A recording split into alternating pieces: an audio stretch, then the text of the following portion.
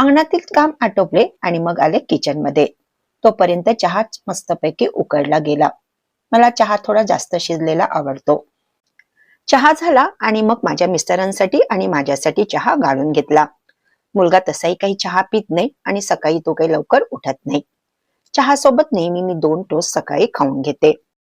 सकाळी मला मस्त कप भरून चहा लागतो, पण सध्या साखरेचं प्रमाण कमी केलं, त्यामुळे चहाची क्वांटिटी पण कमी झाली. चहा घेऊन थोडा वेळ रिलॅक्स झाली, सोबत थोडासा पेपर वाचला. मेन हेडलाईन्स वाचून घेतल्या तरी बरं वाटतं. थोडा वेळ पेपर वाचला, मग स्वयंपाकाची वेळ झाली, तर मग आली किचन मध्ये. नेहमीप्रमाणे गंजात भात ठेवला.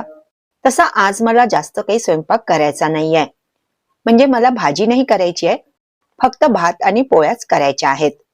काल नॉनव्हेज केलं होतं, त्यामुळे ती भाजी आहे, तर मला त्यासोबत फक्त भात आणि पोळ्या करायच्या आहेत. भात ठेवला आणि आता कणिक मळून घेते. कणिक मुरेपर्यंत माझे रात्रीचे राहिलेले भांडे घासून घेते. 2-3 मोठे भांडे आहेत. रात्रीच्या प्लेट्स वाट्या मी रात्रीच करून घेतल्या होत्या, म्हणजे सकाळी भांड्यांचा जास्त काही पसारा सिंक मध्ये राहत नाही.